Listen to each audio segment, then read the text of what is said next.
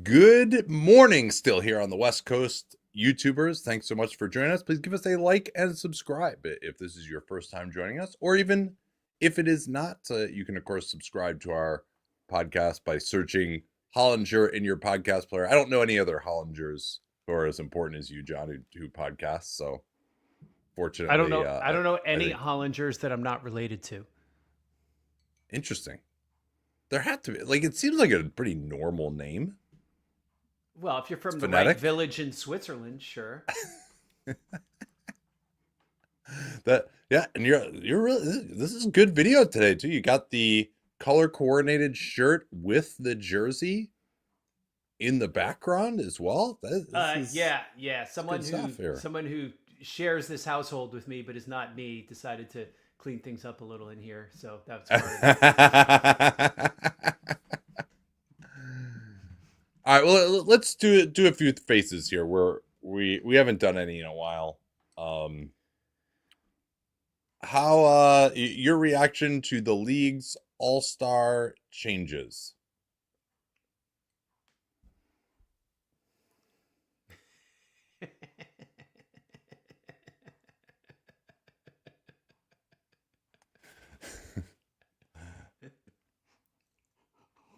Sorry, Steph. I know you're involved in that. I'm sorry to do your celebration, the the night with you. Yeah, it's. I mean, I don't know. I'll be fully honest. I didn't watch it. This is All-Star break is literally the one full week of vacation that I take the entire year. So even with it being in San Francisco, um, I wasn't gonna abandon that. What did you think of it though? Did you? I went to the Rutgers Oregon game. Okay. That's where I was while the All Star game was going. Wait, that was here? It was in Eugene. Yeah. Oh, okay. I thought you were in San Francisco though. Yes, I was, and then so I Okay. was there for But not for the game. for the build up, but for the game itself that Sunday, I flew to Eugene. Yeah. You just had to catch that classic Big Ten matchup. Rutgers, between hated Rutgers, Big Ten rivals, Oregon. Rutgers and Oregon. Yes. Yeah, getting to the Eugene from the Bay is actually slightly annoying. Yeah, I mean, I guess it seemed like the teams maybe played a little bit harder. There are a lot of interruptions from what I read. Anyway, all right, your opinion of Eugene, Oregon.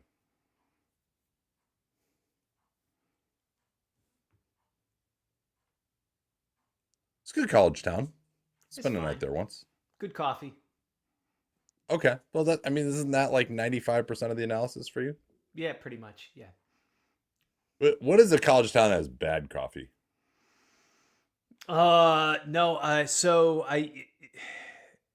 you can definitely pull this off if you look hard enough. You know what? Yeah, actually, the college town that surprised me that actually did not have bad coffee, where I expected to be rough, was Laramie, Wyoming. Yeah, it's like a town of 52,000, something like that. Yeah. Yeah, that was. I'm guessing you haven't gone there as a writer. Was that you scouting Larry Nance? I was scouting Chandler Hutchinson, I think. I think it was Boise State, Wyoming. I think was the game I went to, if I'm not mistaken. Oh, that's a blast from the past, man. If you guys want to feel old, just look at like the 2016 draft or something. It's like all these guys are like 3/4 of them are just like completely out of the league already 9 years later. All right, let's do a podcast here. Sure.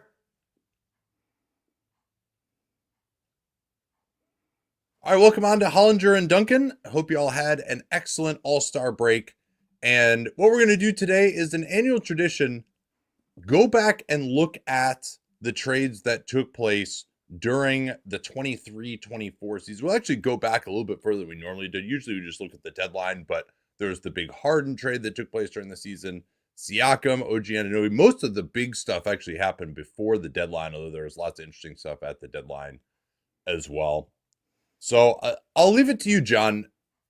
As you look at this list, what is the trade that you feel most differently, or a series of moves, maybe a team's overall moves, that you feel most differently about now than you did at the time? On multiple levels, the Gordon Hayward trade between Oklahoma City and Charlotte. Hmm. Uh, What did you think at the time? well, what I wrote at the time, I thought Hayward would actually help them, which proved to be pretty savagely not the case. But the other thing about it was that this was a stealth salary dump, which I did Yeah. write at the time. And it was big time to get off the money they owed Mann and Bertans and Micic. And to recognize pretty quickly that they had made a mistake with Micic and to get off it right away, I think was pretty critical because that opened the door for them to have enough cap room to sign Hartenstein this summer. Yeah. Now, obviously, they could have just done that this offseason. They have assets coming out the wazoo, so they could have done it. But I think to do it, I think what did they give up? Like a couple seconds in that deal? It was 2 seconds they gave up. Yeah. So Yeah. to get out of there that cheaply, I thought they did really well. Yeah, and Micic was someone I thought could maybe contribute in Charlotte. That just didn't end up happening. You were, as I went back and listened to our show, you were lower on him than me. He can pass, but he just can't do anything else. And Mann might end up being something. Like he actually started the season pretty well for Charlotte, and I think his weird absence hasn't really been talked about at all. With I think it's a back issue. He's been out for like 2 months. Yeah. So he might end up being someone that it could have been decent, but obviously the Thunder had little use for him, given all of their depth. And yeah, I thought Hayward could help them for sure, but it just ended up not being the case. But then they had the ability to sign Hartenstein. Now, I mean, what you would have to point to though is like there weren't that many guys available, and certainly there weren't that many guys available who didn't have long-term money attached to them. Exactly. And the only other play available for the Thunder, I think, was to reach for the stars and try to get Siakam or Anunoby, and that would have taken them out of Hartenstein, right? And so, which one would you rather have at this point? For the way they're set up, I think you'd probably rather have the big. I think I'd probably rather have Anunoby. I think Anunoby is a better player, but he would have. I mean, he maybe could have gone somewhere else. They would have had to pay him. Like he wanted to be in New York. I don't know if he would have wanted to be in OKC. And then he signed a 5-year deal at $40 million a year. Whereas Hartenstein, they got him on the structure they wanted. Yes. With the team option that'll kick in at the same time that Holmgren and Jalen Williams will require their extensions. But yeah, it was definitely like when we did our show, one of the questions we asked was who improved the most for this year? Who's going to be the most consequential players? We thought maybe Gordon Hayward. I did at least cover my ass by pointing out that he was taking like 2.6 threes per 36 in Charlotte. Yeah. And you didn't realize that would end up being the over on field goal attempts for the rest of the season, though.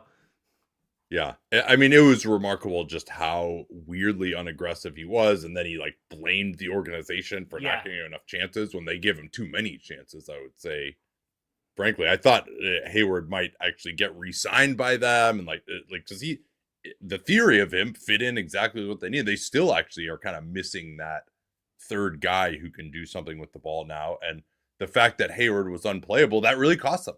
Like the Oklahoma City Thunder, like, could have made the finals last year. They were very close against Dallas. If they had one more guy who could hit a shot and wasn't atrocious defensively, they might have won that series. So I think while the deal kind of turned out okay in terms of what their team is now, they, in retrospect, needed to fortify more just for last year. Mm-hmm. And I think they never thought they were even with their record being what it was. I'm not sure they ever thought that they were at the point where they needed to make that level of decision, if that makes sense. Even as the number one seed. Yeah. Now, who would they have gotten? Would it have been like Jeremy Grant to like bowl over the Blade? Like he also has a bad contract. Like I understand what they were trying to do, but given how close they were a year ago, to just completely swing and miss when they had a clear hole has to be viewed as a failure. Mm-hmm. I mean, this is one of the things that was talked. We can transition to this. My biggest change was the stuff that Dallas did, and obviously it's hilarious to look back on that now, given everything that's transpired. Yeah. But I was critical of that. I thought, oh man, they are desperate. They don't want Luka to leave. Like they acquired Kyrie. I mean, because remember where they were at the deadline too. They were like not playing that well, right? And I was like, what shit? Like Luka could leave. I even said as much on the pod that we did with Zach Lowe. I certainly didn't expect to be right that Luka would be the big star who wasn't on his team at the start of the 25-26 season. Yeah. In the way that it turned out to be, where Dallas was the impetus to trade him. But it seemed like they overpaid for, I characterize it as 2 seventh men on a playoff team in Gafford and Washington, and they needed more depth. I thought they did as much as they could to get better, but I was like, yeah, they've now given up control of their draft from 27 through 30, and that could be a big disaster. And then, as it turned out, those guys were great. Right? Yeah.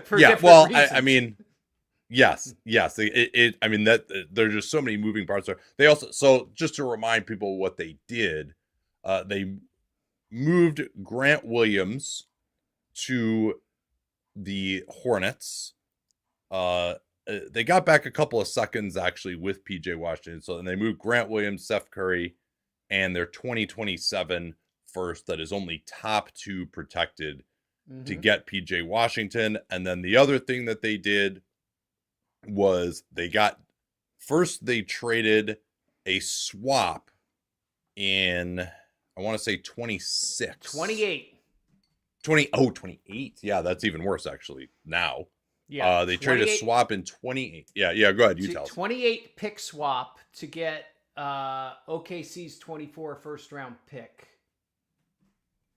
And then they turned around and traded that pick for Gafford, right? Yeah, and it was also worth noting they had Rashawn Holmes, who they had taken on into a trade exception just to get the pick that became Omax Prosper from the Kings. And so Gafford had guaranteed money for this year, or I'm sorry, Holmes had guaranteed money for this year, was making about the same as Gafford. So they also got off of just completely dead money in Holmes in that deal, which is probably something that doesn't get talked about enough there. And then Gafford obviously was excellent for them as well. And just having that 48 minutes of rim protection, like that to me is the biggest reason that they're able to beat the Thunder, in addition to, of course, PJ Washington going well. And I was like, well, is PJ Washington really that much better than Grant Williams? And it turned out, yes, that he is. Like he was able to do more attacking closeouts, probably moves his feet a little bit better than Grant Williams, and shot it, I would say, about the same. We were very concerned about Washington's shooting at the time, but those were both bets on guys who we didn't think were that good. Those are the guys they could get. It seemed like a desperation move to try to get better, but in fact, it worked great. They made the finals. Yes, and Gafford has been even better this season. PJ has probably stepped back a little from how he played in last year's playoffs, but Gafford has been phenomenal this year. So yeah, that I mean, regardless of what's happened since, you have to say that was a good move. Now, if you're just playing getting rid of Luka Doncic, then it wasn't, but they obviously weren't playing on that. I mean, it certainly throws into stark relief again just how crazy that was and how it kind of just didn't to move Doncic. They didn't have much of a plan, particularly because, as we noted, they don't have control of their draft picks from 27 to 30, and they made a move that 27 is what Kyrie's me 34, 80's me 34. They're just like those guys could get hurt. Like these could be very, very juicy picks that they ended up sending out, but the idea was high risk, but we're going to hold on to Luka. So if this works to hold on to Luka, then we don't have to worry that these picks that we're giving up are so, So I don't know anything else on that one. I mean, it's crazy to think about, but clearly I think we were wrong at the time in not liking those moves. I agree with that. Yeah. I mean, couldn't have worked better from Dallas's perspective. As one or two of their people might have told me at some point last spring. Well, we acknowledge in a friendly way. Yes, yeah. I mean, obviously, we're all doing our best here. All right. What else? Let's get to some of the bigger moves here. This is one that I've gotten into some conflict with, even now, people online. We'll go back to November 1st, the Harden trade. What happened there? What were the terms of the deal, and how does that look now, a year and a half later?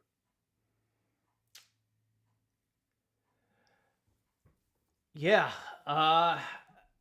it's weird because the Clippers won a bunch of games last year. They're projecting to do it again. Harden made the All-Star team, and I'm still not sure they won the trade.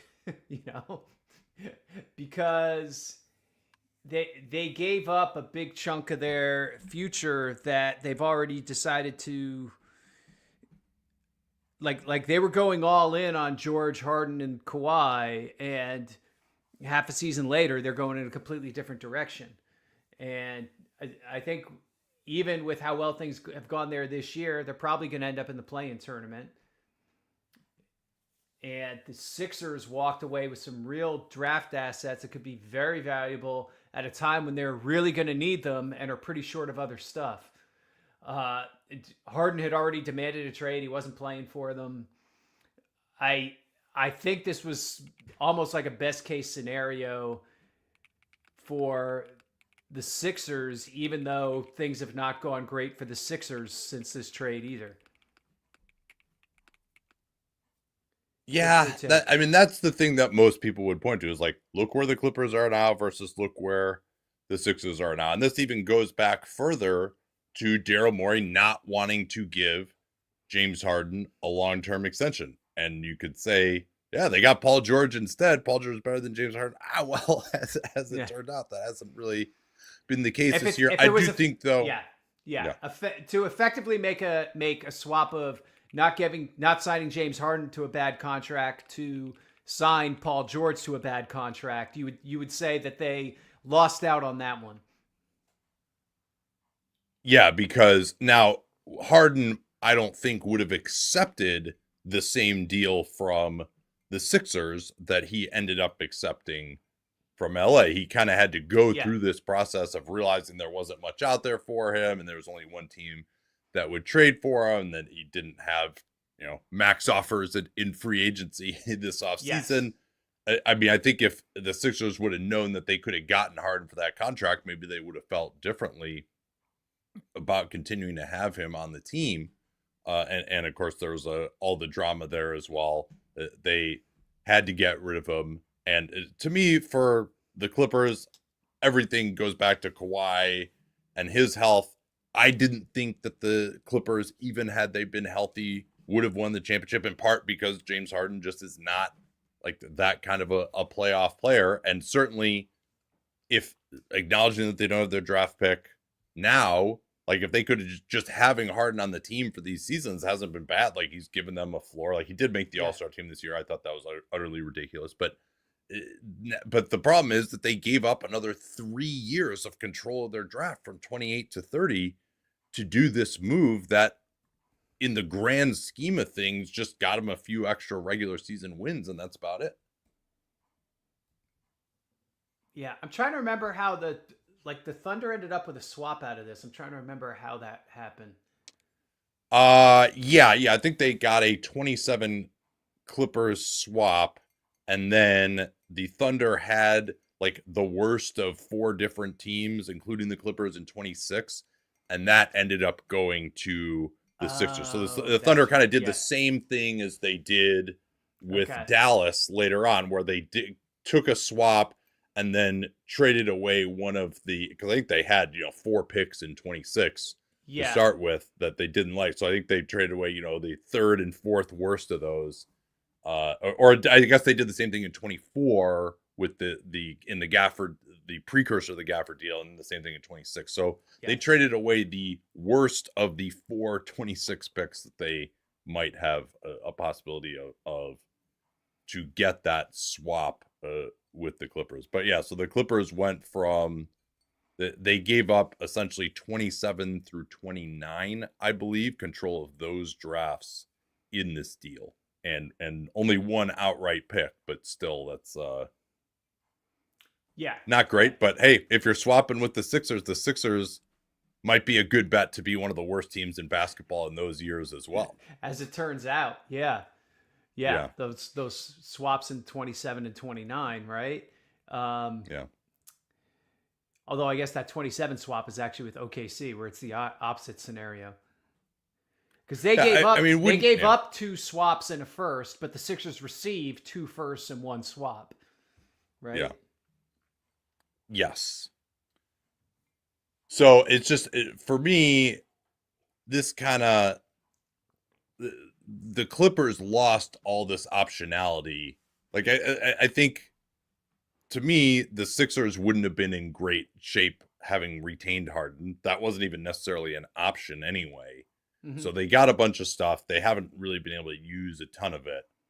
They also actually got like Nick Batum in that deal as well, who was important for them last year. Yes. They didn't end up re-signing him. He's now back with the Clippers and is important for them this year. But just for LA to not have the ability to rebuild after 26 just is very limiting, I think, at this point. Yes. Not even if they're not going to be that terrible during those years. Like, because I think that's one way that people look at it. It's like, oh yeah, they're only getting the 16th pick in these years or something. How valuable is it?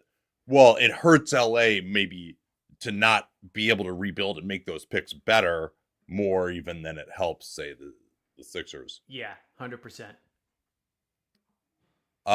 We're looking at NBA.com here to just remind us of all the trades that happened. I didn't care for their choice of making it the RJ Barrett trade in the headline. In fact, it was the OG Anunoby trade. OG Anunoby, Malachi Flynn, and Precious Achiuwa, who actually has been playing for the Knicks as well. I think the lead name should be the guy who had the 50-point game, right? This is the Malachi Flynn trade. Oh, well, he didn't do it for the Raptors, though. Didn't he do it for the Detroit? Pistons? Yeah, after he got waived. Yeah. Oh, God. And so, yeah, this is one. I want to talk about this from the Raptors' perspective first, because we've been critical of them for not moving Anunoby and Siakam, who we'll get to in a second here, over the course of this time horizon where it was clear they weren't contenders.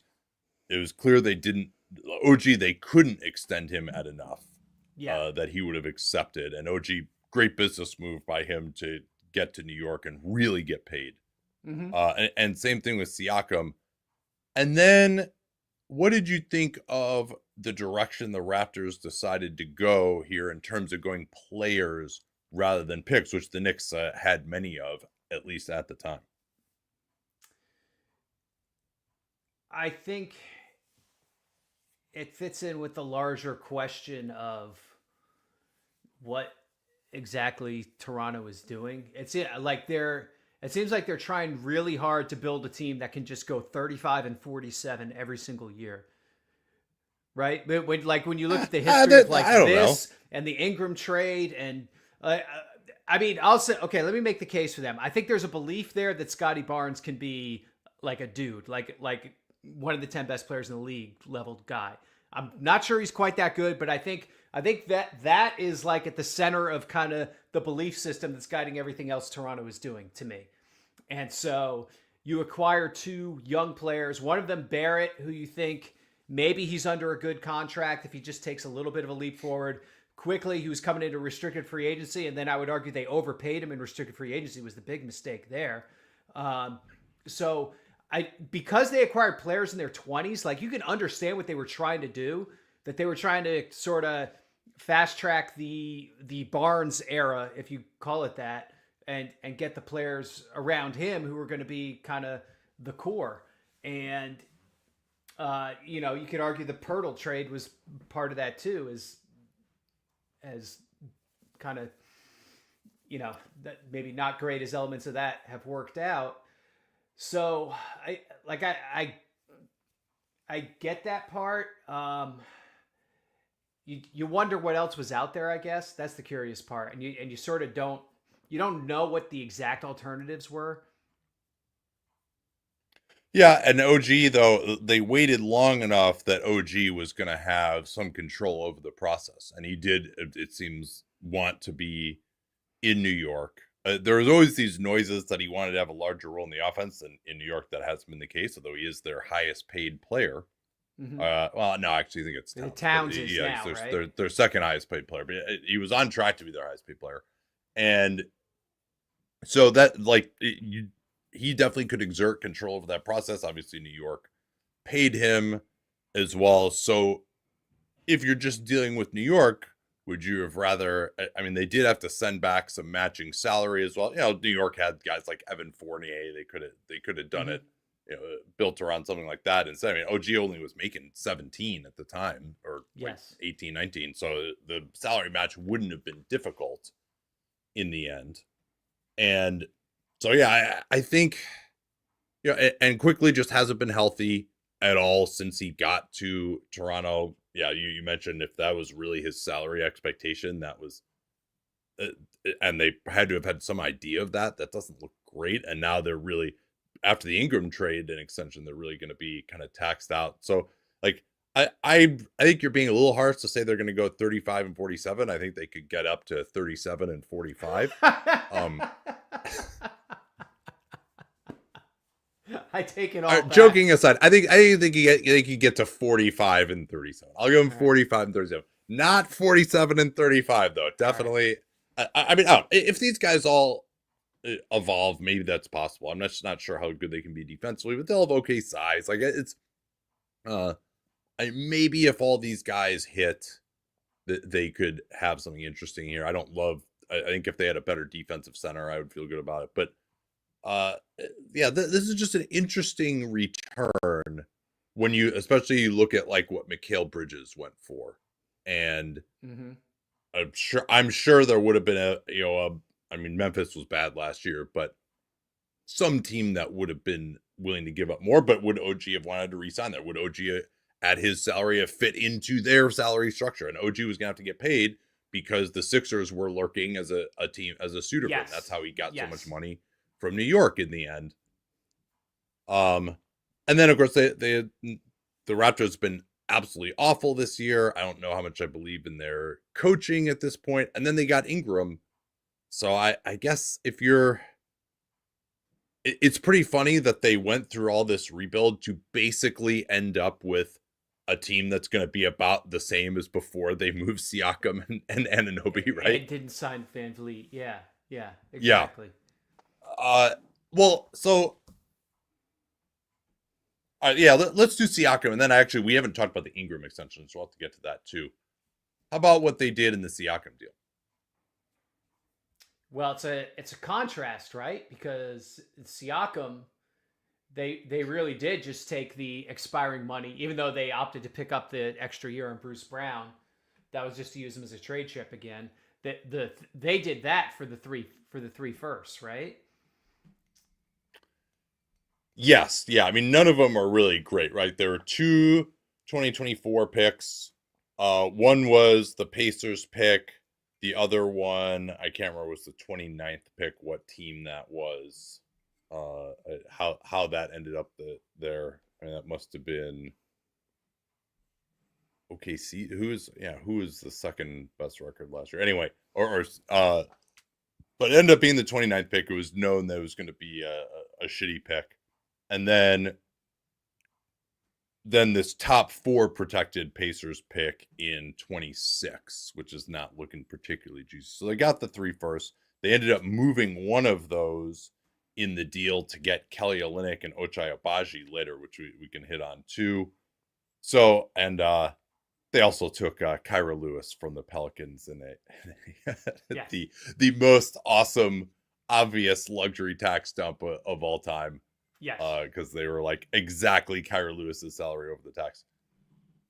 So this is one where, I mean, again, it was limited by Siakam and the salary that he was going to get. He ended up getting a 4-year max deal at 30%. That's what he was looking for. The Raptors weren't willing to pay that. Good job by his agent, by the way, getting him somewhere where he was going to get paid.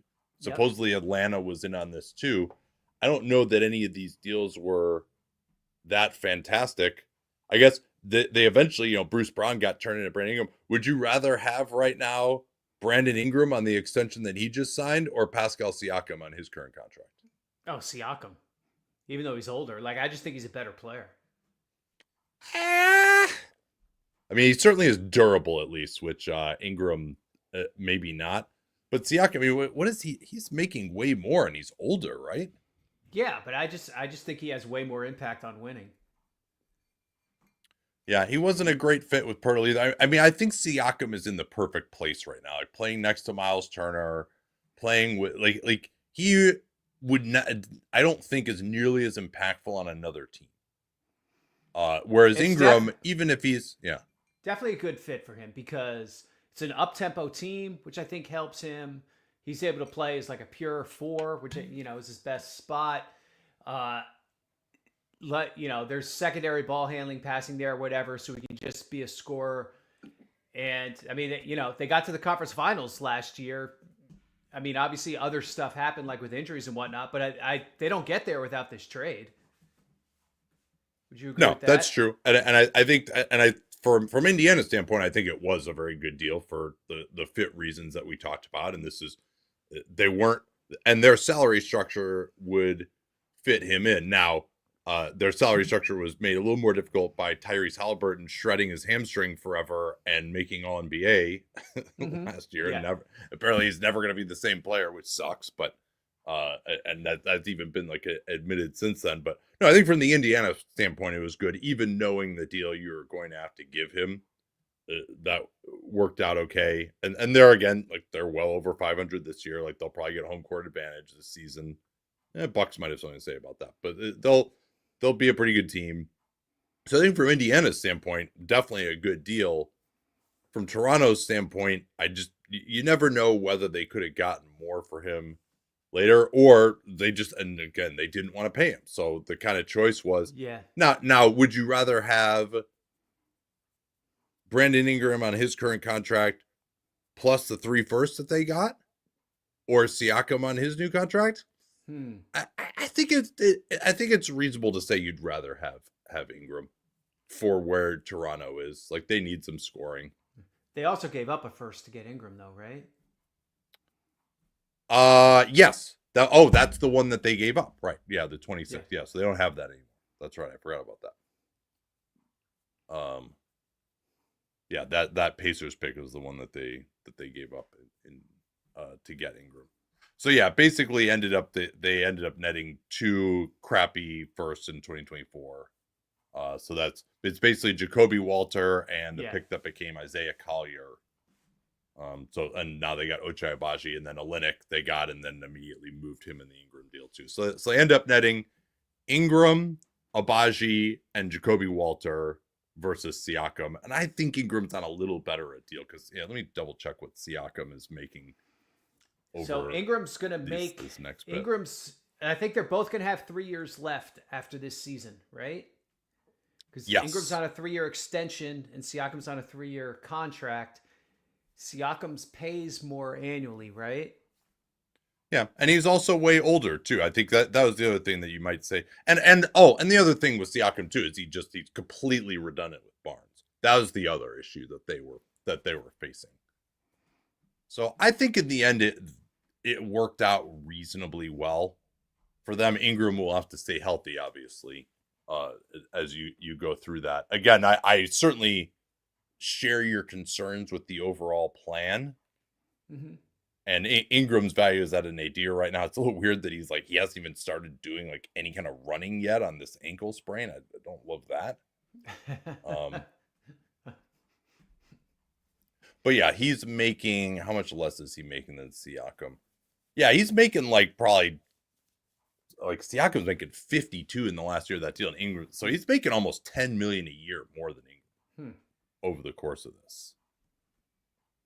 And they also got a couple of extra players. So I think that worked out for them. Yeah, the Olynyk and Abaji, and then let's extend Olynyk. I mean, I guess they were able to Woof. move him in the I mean, they to were have able to matching move him salary, as dead but money, but that was terrible. yes. Yeah, again one of these like what the fuck are you like acquiring 33-year-old Kelly Olynyk for and then giving him a 2-year extension at Yes. Yeah. basically the mid-level? Like just like it's just another one of these like what are you thinking, Toronto? Like you trying Yeah. to Oh wait, I forgot he's Canadian. All right, it all makes sense.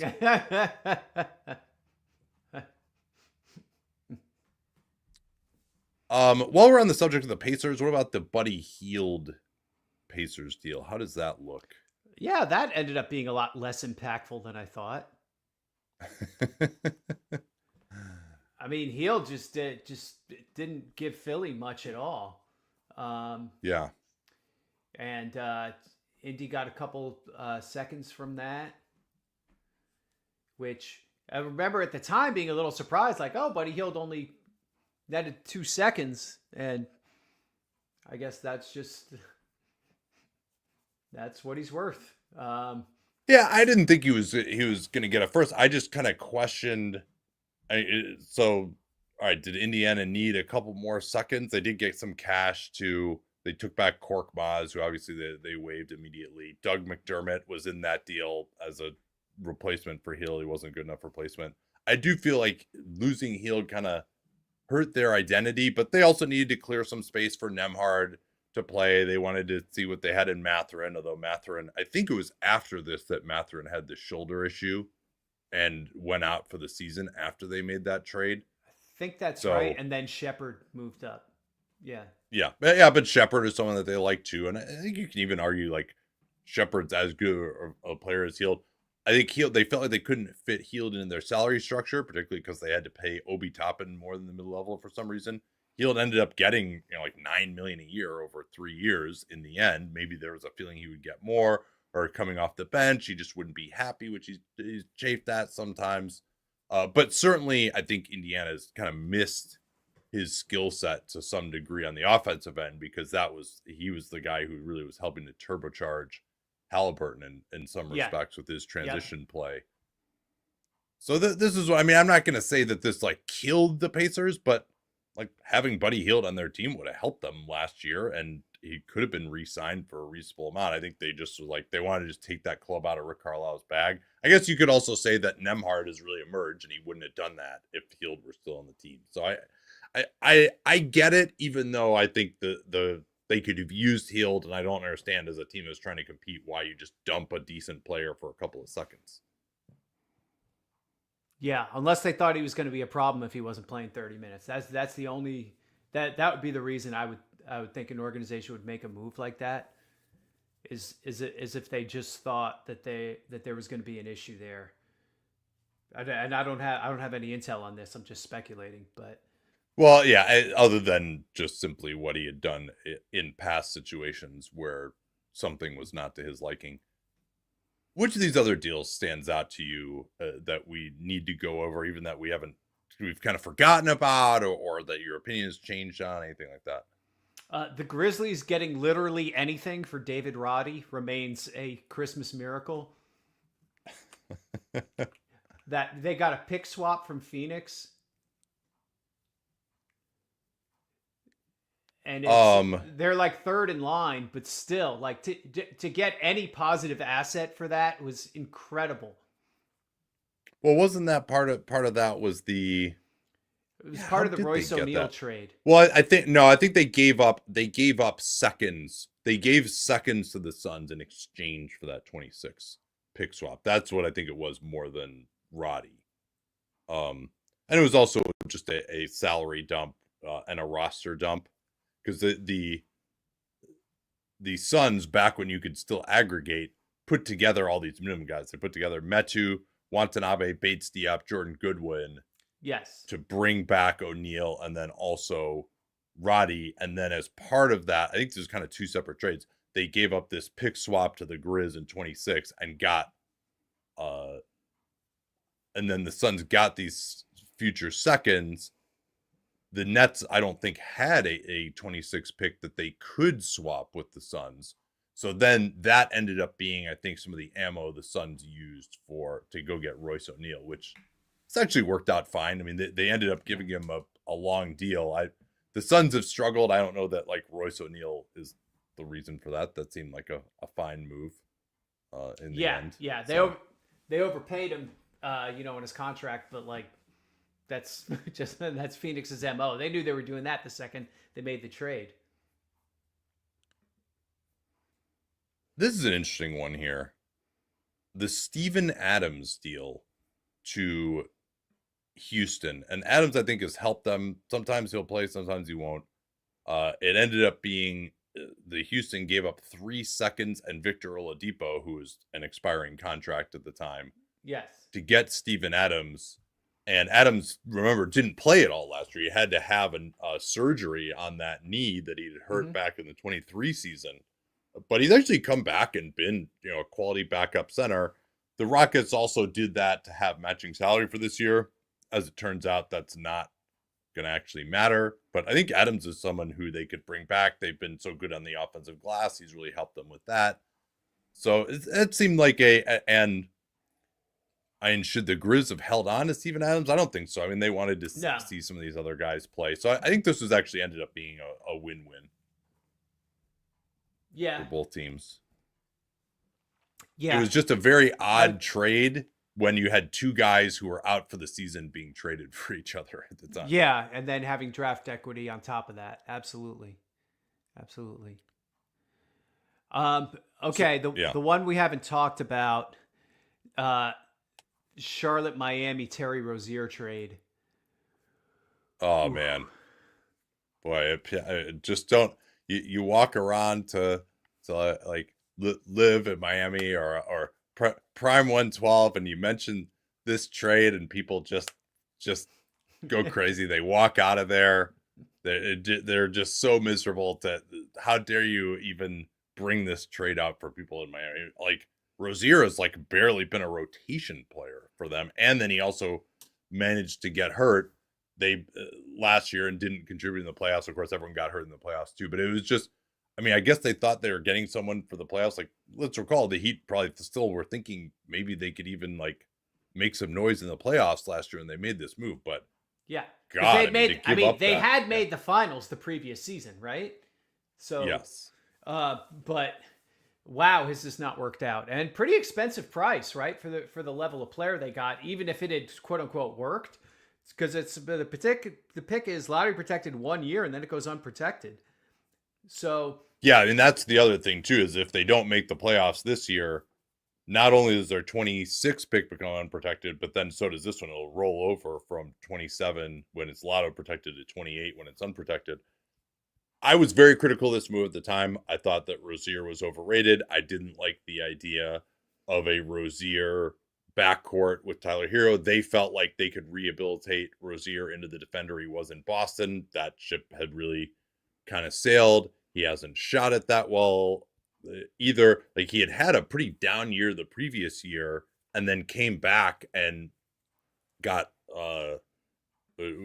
hot again for the first half of the year with the Hornets, and the Hornets did a great job of selling high to move him at that point in a market where, as we'll get to, a lot of teams didn't move these types of players. And that worked out great. And then the other reason that I was critical of it was this was very low-key a salary dump for last year because Lowry was making 30, Rozier was making in the low 20s. They saved a ton of cash. You mentioned the price was high. Well, the price was low in that respect. So, but because that had to be a big component of the deal, I think that they had to save money and force another team to take Lowry, who ended up getting bought out, obviously, in Charlotte. That really, I think, limited what they could get back as well. So I think they really failed in all respects on this deal. This was just awful in the end. And I thought it was bad at the time, and then now it just looks even worse. I mean, they misevaluated where they were as a team. They misevaluated the player. They cheaped out and didn't get as much in return. They gave up too much. Like every aspect of this deal was a total misjudgment. And was this the best trade of the Kupchak administration? Was he still there at this? I mean, I think the new Almost owners has to had be, kind of. right? The new owners were in there, but this was still right. This was still. Yeah, I guess it was technically Kupchak. I think it was pretty clear that like the because we wondered what was happening in the offseason. Like Jordan was still in control and they drafted Brandon Miller, obviously. Mhm. And then but I think it was clear that the fingerprints, because this deal happened on January 17th too. It was well before the deadline. Yeah. It was clear that the new ownership's fingerprints were all over this. Like obviously the Jordan Kupchak era, this sort of deal would have never happened. Hmm. And it was pretty good. Yeah, I think you're probably right about that. I would have to go back and really look at when he came in and the deals that they made, but I would guess it's up there. So yeah, that was great for the Hornets, and that could be very interesting. I mean, Miami is never, you would think, going to be terrible. Like they have Hero and Bam, like those guys are probably not going anywhere. But just to get anything, like Rozier's a bad contract. He was a bad contract, Yep. probably even at the time, and now he's got 24 million out of his 26 million guaranteed next year. Okay.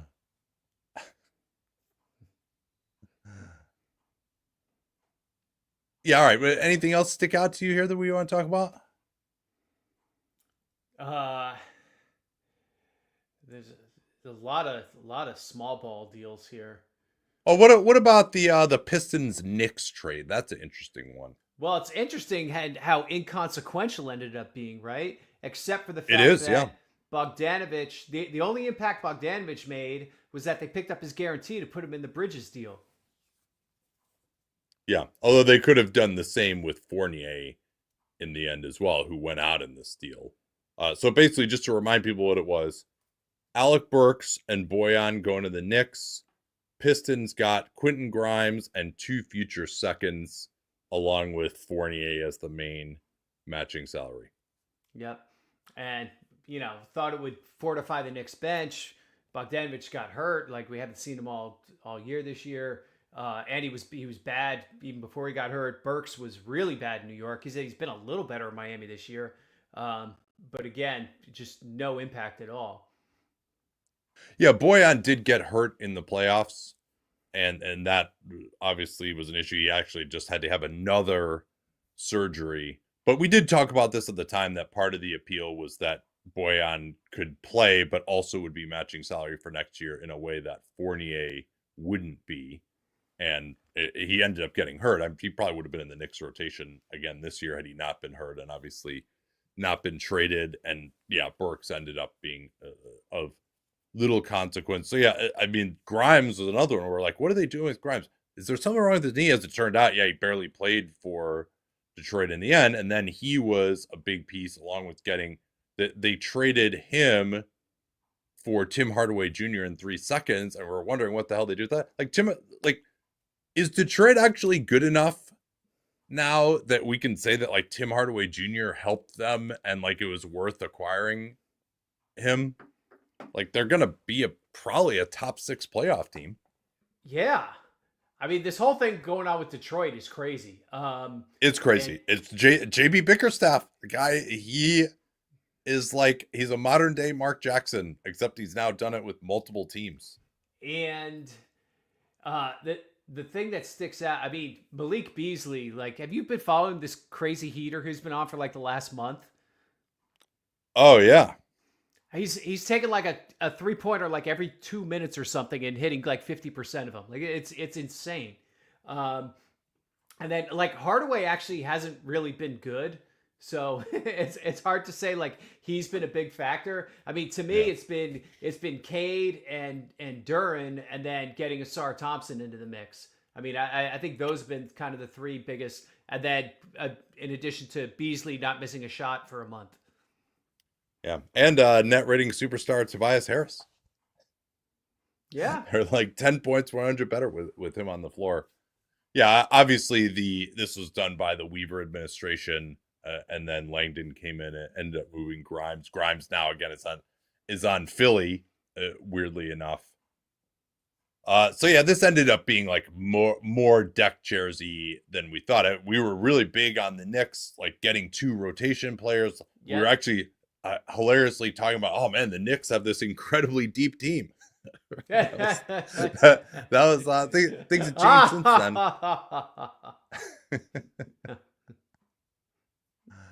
Let's see here. What else was there?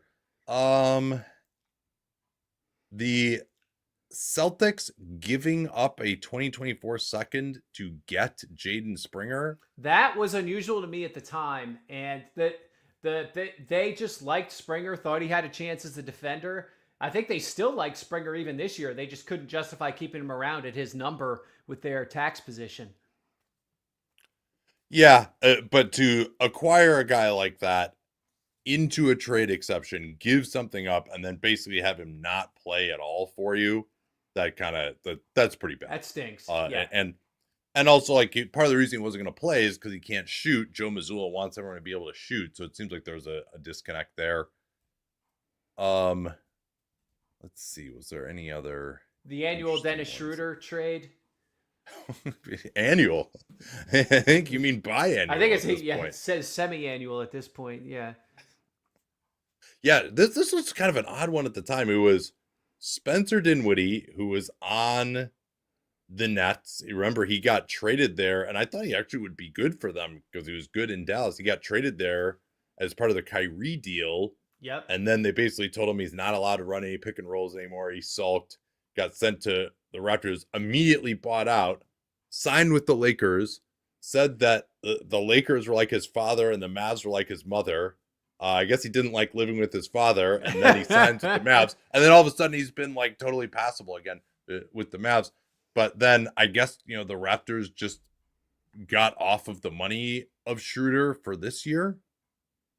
And it's not like that was like terrible money. Like he was traded for positive value twice, actually, I think, in the end. I don't remember how, this season. Now, also noteworthy that the teams that acquired him wanted to move on for him, but he actually ended up being like too good for the Nets in the early part of the season. Maybe they should have just held on to Dinwiddie.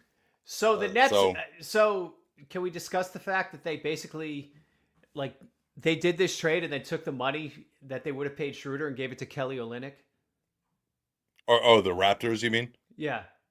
Yeah, that's not great. And like Schroeder is like, they need a backup point guard. You could have used Dennis Schroeder even this season. So yeah, I would much rather have just had Schroeder than Olynyk. I guess he could have been the matching salary just as easily in the Ingram deal in the end. And then the Nets, like, let's recall it. I guess the Nets were still trying to win at this point, or yeah, had they didn't. Up? They hadn't flipped the switch to tanking until they got their picks back from Houston in the summer, and then did the Bridges trade. So I guess maybe they just thought, like, I guess it didn't. The part that didn't make sense to me was the Raptors end of this more than the Nets end, because the Nets, they didn't have their pick. Like, why not just pick up a player who might help you for free? And if they had never made that deal, they could have been respectable this year with Schroeder, and maybe they could have. I mean, they would have at least been in. I think if they had Schroeder and held on to Bridges, they would have been, certainly in the play-in mix in the East this year, given how decrepit that is. I mean, they're in the mix right now.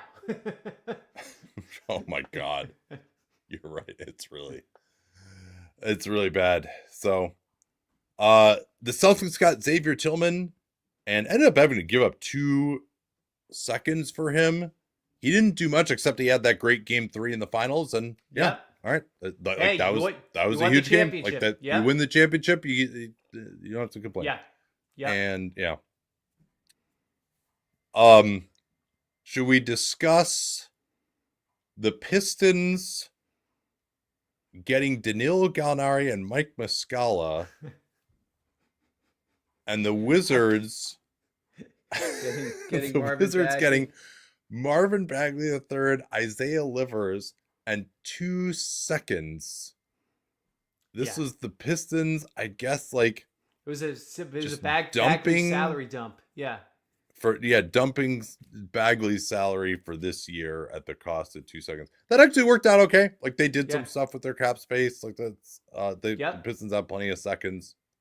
Obviously, MB 3 years, $37 million was not that deal didn't work out too well for Troy Weaver, but at least they acknowledge they dumped him. I can't believe that's the Pistons deal you're talking about.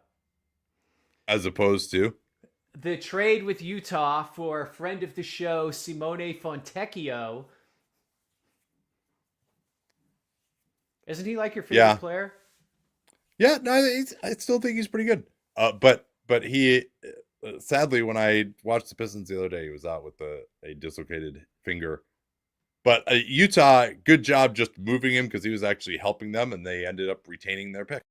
And that it was very important that they were in that slot because they still dropped to 10th in the end. Now, That's so right. that you can view Cody Williams as part of the return, and then Cody Williams begat some more tanking for this year and keeping the top 10 pick again. So the world just continues to roll over. It all stems back to moving Fontecchio. The real value of Cody Williams is if he gets some Cooper Flag. Yeah, so I think so. The biggest thing that we feel differently about here in the end, well, actually, no. There's one other thing we need to talk. We need to talk about the moves that didn't happen, and our friends in Chicago and Portland were the two that we were critical at the time. At least I was of them not moving some of their veterans, and I think that criticism is 1,000% accurate in hindsight. Yeah, absolutely. What could the Bulls have gotten for Alex Caruso at that moment? I'm guessing. I mean, Golden State had a deal on the table probably that would have involved 2 seconds. I mean, shit. But could 2 firsts? Could OKC have just done the Giddey for Caruso deal at last year's deadline? Like, would that have been right? Like, with yeah. Because I mean, they didn't want to give up on Giddey yet. I mean, it was obvious to everybody that Josh Giddey just wasn't going to fit into their long-term plans, wasn't going to fit in their long-term salary structure. He killed them in the playoffs. That would have been fascinating if that deal could have just happened at the deadline. You would imagine that's a good one. That's Bulls a good one. Might have been interested in it. I mean, the Bulls did get the 9th seed. They did get that home playoff cash against the completely decimated Hawks, and then lost to Miami without Jimmy Butler in desultory fashion as they tried to make the playoffs. But so not only not moving Caruso though for Chicago, but DeMar DeRozan as well. Yeah. I mean, as far as I could tell, I think we talked about it at the time, there's no evidence that they really gauged DeRozan's availability in the market, and then they ended up moving him in a sign and trade. But unfortunately, they decided they'd rather re-sign Patrick Williams for $90 million and sign Jalen Smith in free agency instead of taking back Harrison Barnes and getting a pick swap with the Kings. Yep. But like, I just assumed DeRozan would get extended or re-signed, and then it just didn't happen. So like, yeah, to move him at the deadline was weird. If you weren't going to end up re-signing him. Also, probably should have moved Andre Drummond. Oh yeah, that one was ridiculous because the Sixers thought they had a deal for a couple of seconds there, right? Yeah. And then they just the Bulls like held on to him, I guess, again to make their play-in push, and it's like it just then he ends up going to the Sixers in free agency anyway. So yeah, the Bulls would love to have those couple of seconds instead. Bulls also could have just had a better draft pick, because it turned out I think they're actually probably pretty happy with Buzelis at 11, but that's outcome based there. Like you can't, the Bulls could have had a much better draft pick. Like that would have been the other return of moving a Drummond or a DeRozan or a Caruso last season. And then Portland, I said this on last year's show, that if they could have gotten the PJ Washington return for Jeremy Grant, I would have done that. They completely missed their moment on Jeremy Grant. Yeah. Even if they couldn't have gotten the PJ Washington return. Like that they needed to do that before that contract got too far underwater as he got older. And that's exactly what's happened. I mean, Grant has really fallen off this year. I don't think they can get anything for him at this point. No, I wouldn't think so. I mean, like he hasn't been like, a negative player for them, but obviously the contract is awful with 3 more years after this one. He was on Danny's and my worst contracts discussion. And Anthony Simons is another one too, to me. Like, he was having a good year last year. I think they could have gotten a lot for him. I don't know how much they could get for him now. Maybe, again, you could also point to the offseason as times they could have dealt those guys. But there was no evidence that they even like gauged the market on those players. And that's what, like, it's one thing, because remember, like, the DeJounte Murray deal, that was another thing that came up where, like, the Hawks didn't move DeJounte Murray. And as it turns out, they did just fine in the offseason moving him. Like, they obviously, like, he was out there. Everyone thought he was getting traded. He didn't get traded. We're like, okay, yeah, they probably should have moved him, but let's see what's out there in the offseason. And they were correct that they got more from the offseason. It doesn't seem like Portland went through that process either now or either this deadline or in the offseason. Correct. Yeah.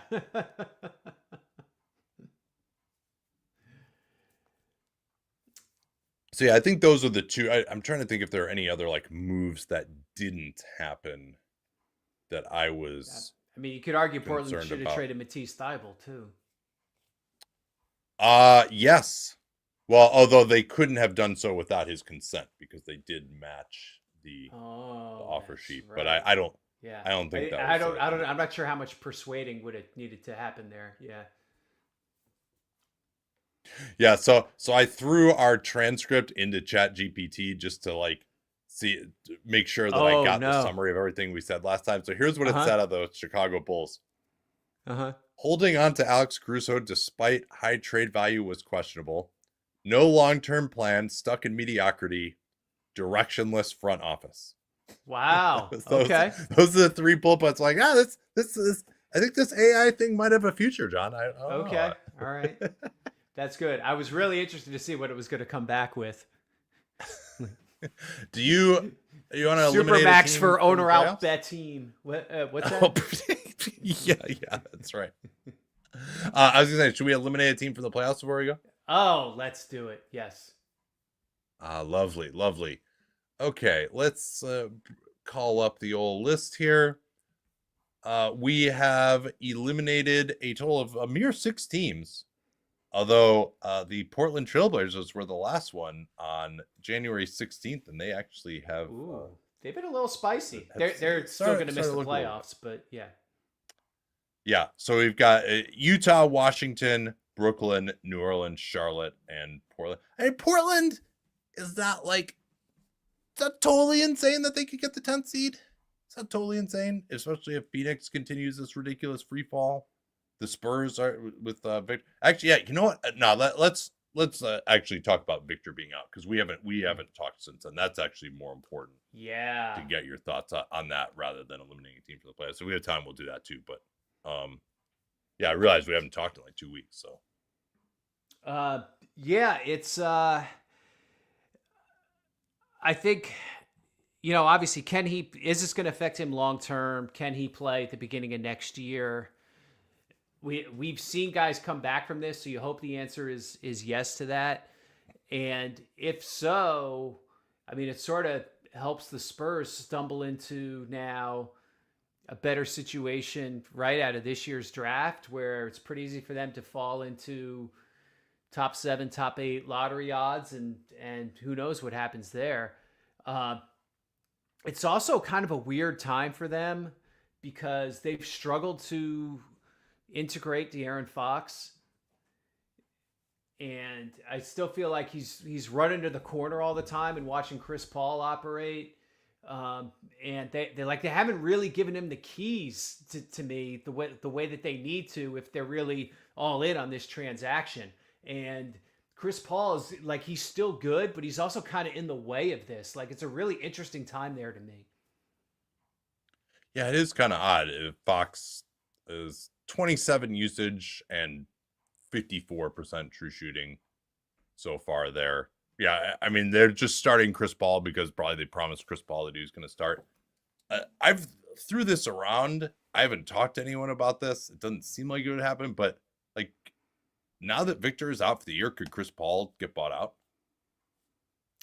Oh, I think that's definitely something that they should think about. Now, the things you're asking yourself is he going to be back next year? Does he want to be back? Can we re-sign him? Does it make sense to re-sign him with Fox and Castle already there? I think is the other part of the conversation.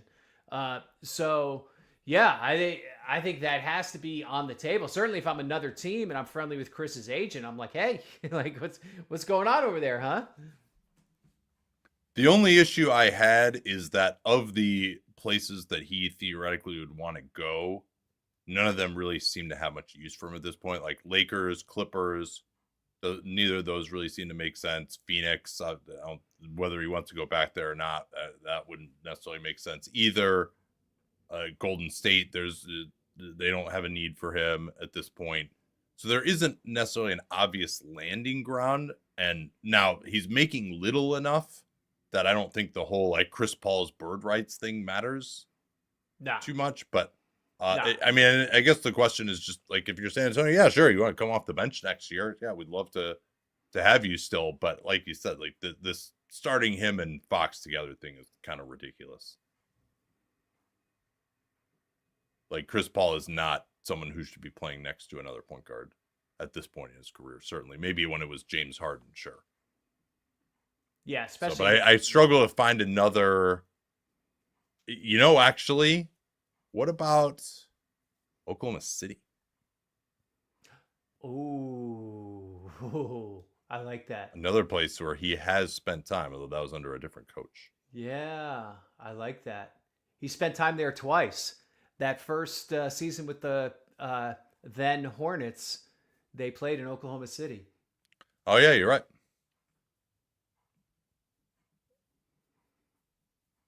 That would be very interesting. Yeah. I mean, it doesn't seem like this version of the Thunder move to bring in a vet like that.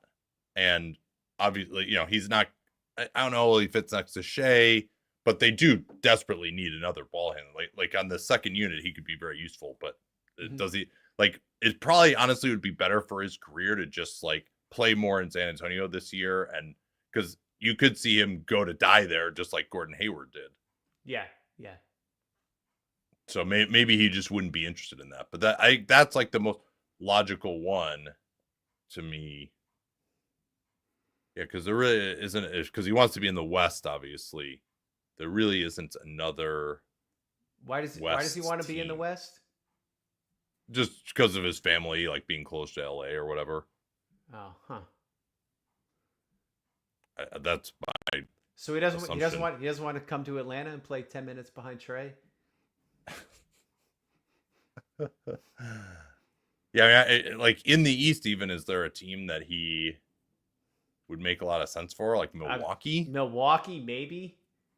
But yeah, again, you're behind. Like he doesn't want to be behind a superstar point guard. Like that's the thing. I think he would rather maintain this like patina of being still a starter. Like he wants. He was adamant throughout his time in Golden State that he was still a starter, and Mitch Johnson doesn't have the gravitas to bench him now next to Fox.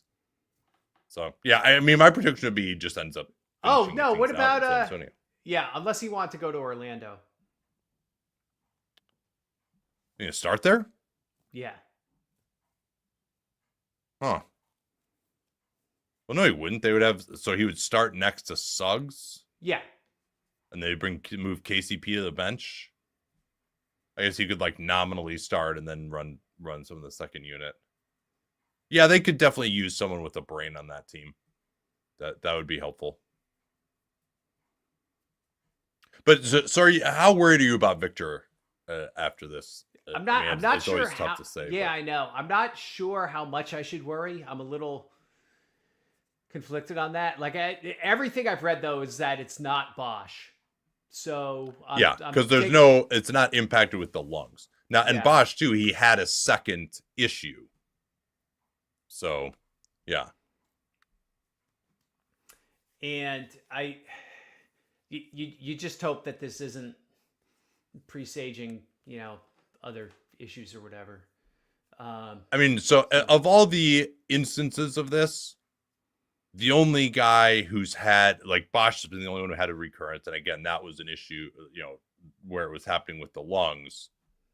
So we've seen most guys have come back from this. I think it's really just of greater import that he's, just going to miss 6 months of any kind of true basketball activity.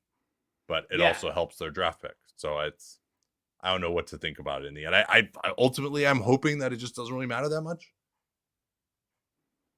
Yeah, well, they got this early enough that 6 months still shouldn't impact next season. if the line is 6 months. Should we eliminate them from the playoffs? That might be the easiest. Yes, the easiest. I think we can go ahead and do way that. to do this. Actually, that's so. How do you just feel? This we could close on this question then. You are in the San Antonio front office. Mm-hmm. Is like a keeper where you're like, yes, we're building around this guy, and then what are you feeling like you still need now that you've acquired Fox, you got Castle, Sohan is still in the mix, you got Vassell, obviously Victor. How are you feeling about your team and where you need to upgrade or not upgrade, as the case may be? I think I still think you need to upgrade everything between 2 and 4. And can Castle be part of that? You hope so. Vassell, I think, is fine, right? He's a decent starter, but if I have to put him in a trade, I'm not stopping. Sohan's fit, I think, is questionable. I think they've tried him at backup 5 and it hasn't really worked. He kind of gets in the way spacing wise when he plays with Victor. The shot is MKG levels of broken. So I just don't know how that gets better. He should really think about just shooting with one hand, actually. Well, it's hard to actually get the ball up above your shoulders that way. I mean, he's so wide open, right? Like nobody guards him out there anyway. Like you have time and space, right? Oh man. Yeah, I suppose so. Yeah, and they Champagny, I think, is a rotation player that they have. So, I mean, to me, I guess you basically they probably need a backup big in the pipeline as well. Another question you have is who's available at these picks that you're going to take. Are you going to take another center, and then maybe that guy can back up Victor, but also play with him some, but just not be Zach Collins?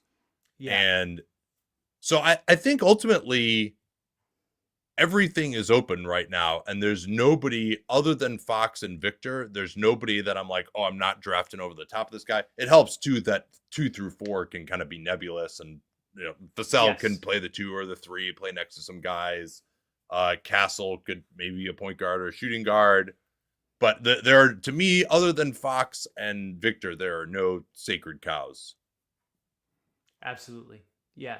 And then the other aspect here, I mean, nobody's seems to want to talk about this, but this will be the most coveted coaching job in the league. You don't think that Mitch Johnson has done enough to stick there? That's the question, right? Are they gonna try to go forward with him based off of this year's the interim? Or are they gonna try to really choose someone to be, and there's a lot of people from the Spurs little family that they could pick too. That would be somebody they would want to say, okay, we need this person in with a little more gravitas to shepherd in the Victor era. Yeah, there aren't any big time coaching free agents that are sitting the year out right now, and there aren't. I mean, I think it would be Monty Williams utter doesn't negligence.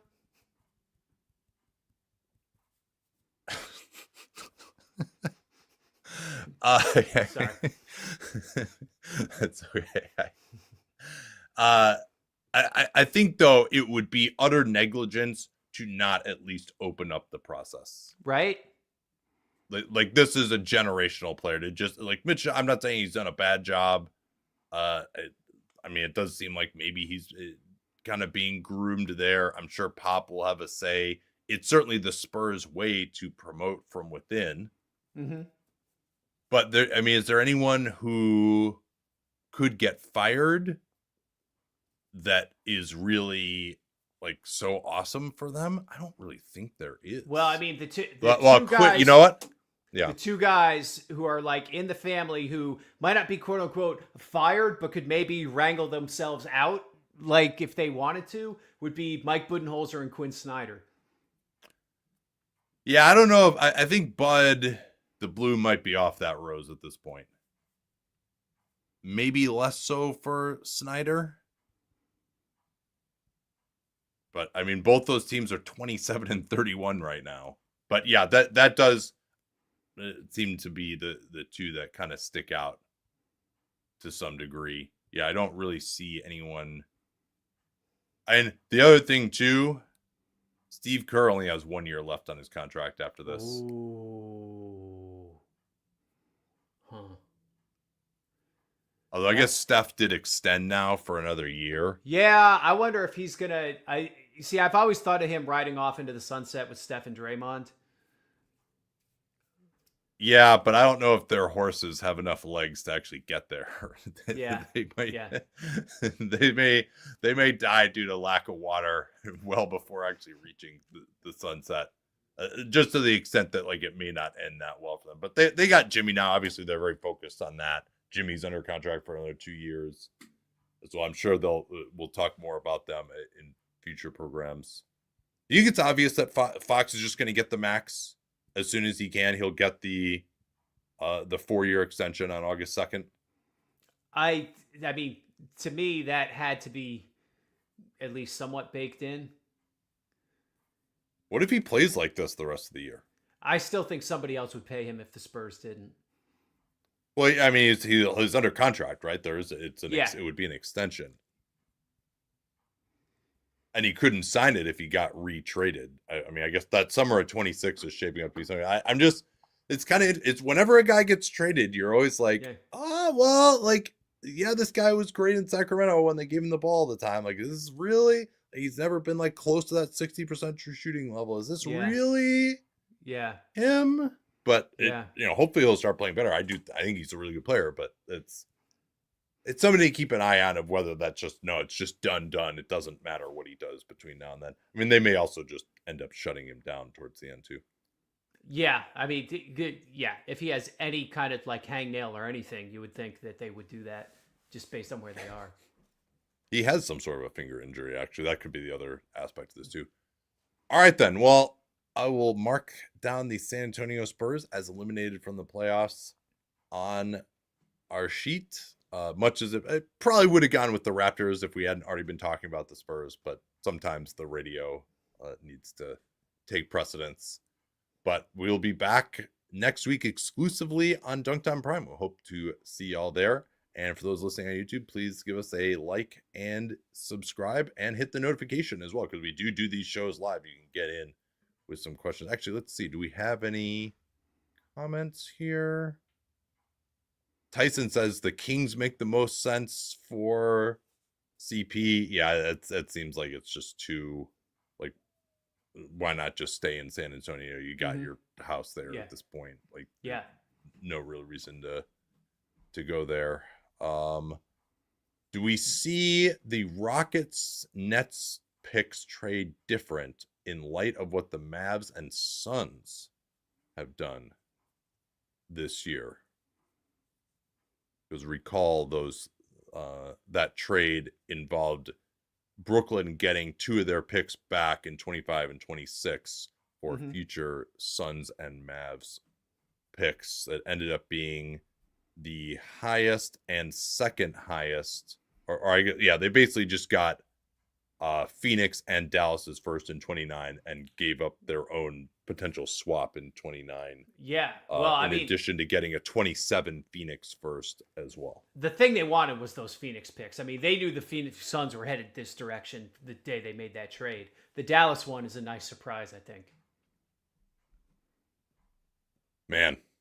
Yeah, that's that of course was the Dallas gave that one up to the Nets in the Kyrie deal, which again was a brilliant deal. Didn't think so at the time. Man, does anybody have a crazier mixed track record than Nico Harrison?